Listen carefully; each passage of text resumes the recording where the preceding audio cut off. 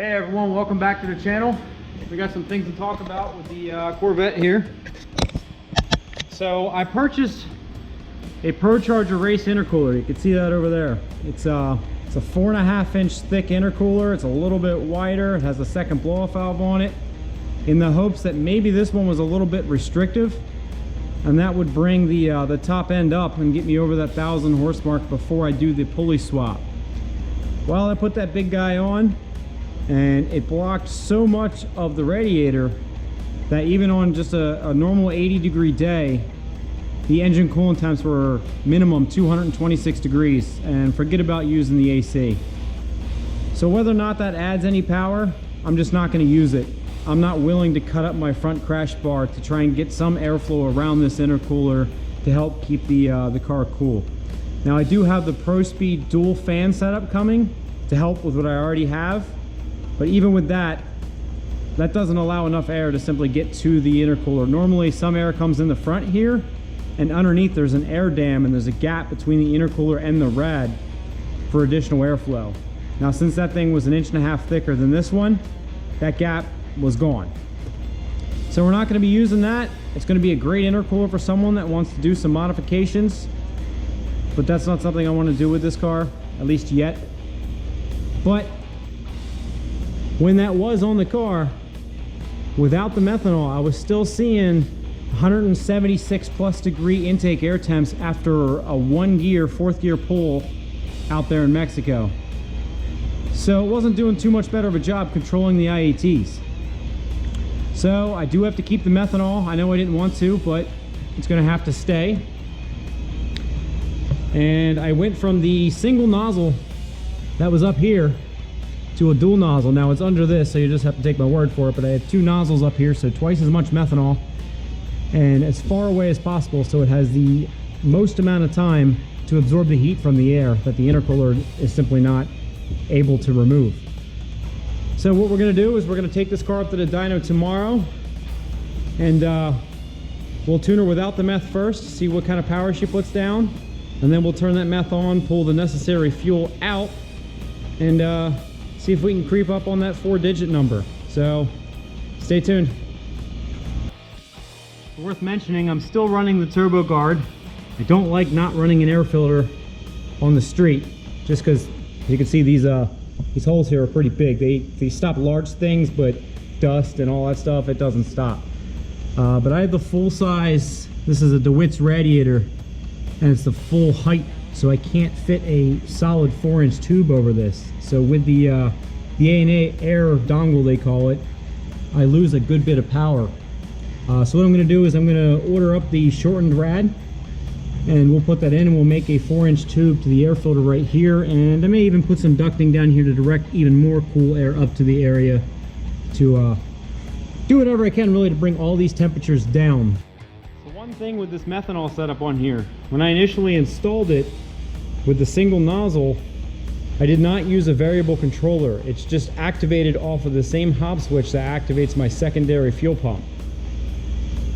So I was able to control it in the tune with just the 1 nozzle, but I'm gonna have twice as much methanol now instantly coming on. So we're just gonna have to feel that out, see if I have any issues there with basically transitioning, because I'm gonna have to pull the fuel away from the fuel system that the methanol is gonna add. So here's the old pump, the AEM meth pump.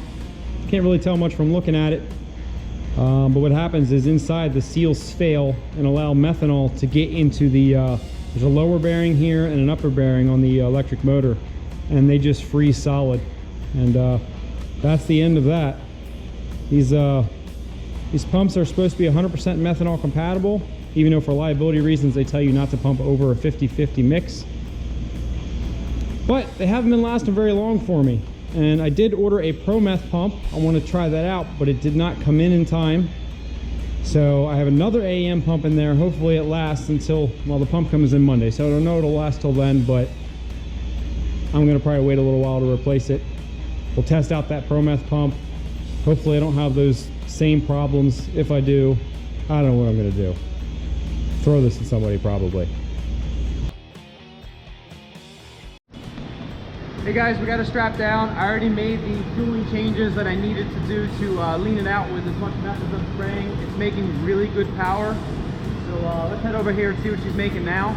And I did add 2 more degrees of timing to where it's at, and we'll see if it picks up any more.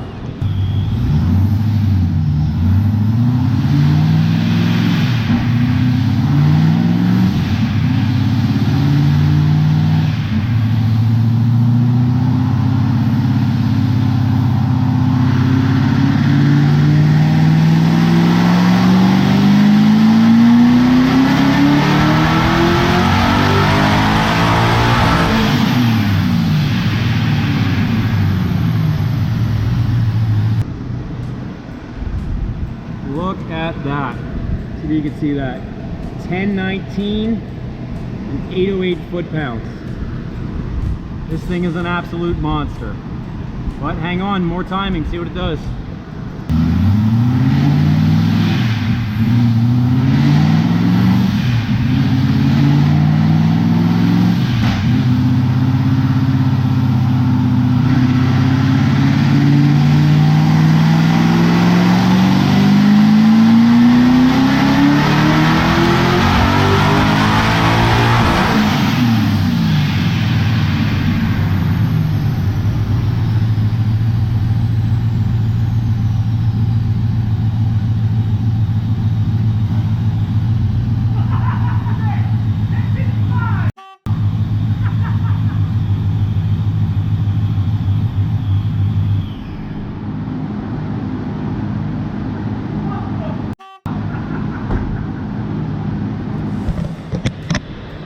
Alright guys, you gotta check this out.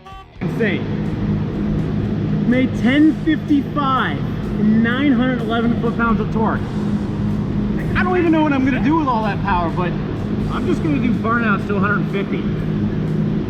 But 2 degrees sure picked up a hell of a lot of power, so there's still a little bit of room. I'm gonna add a little bit more. We'll get to the end of that curve there, and yeah, nuts. Okay, she's done. I found the limit of what she's gonna make. So that last pull was 1050 901 with 2 extra degrees up here. I'm at the edge of timing, so that's all she's gonna take. But we're gonna back her down that 2 degrees and then a little more to be safe on the street. But final numbers are 1055 911. Absolutely insane. All right, we're off with dyno. We're back home. My buddy's making noises in the background here. It was dark when I left the shop, so there's no in-car footage for you guys. 1055 at the rear tires. That's like 1240 something at the crank. That's insane. But enough dyno number chasing. We're gonna get this guy to the track and see what I can do. Now it's time for me to get ready for a long vacation. I'm leaving for 10 days for Florida, so I just don't have the time to get the in-car footage for you. You'll have to stay here for the next video. So if you like this one, give it a big thumbs up, and if you haven't already, subscribe. See ya.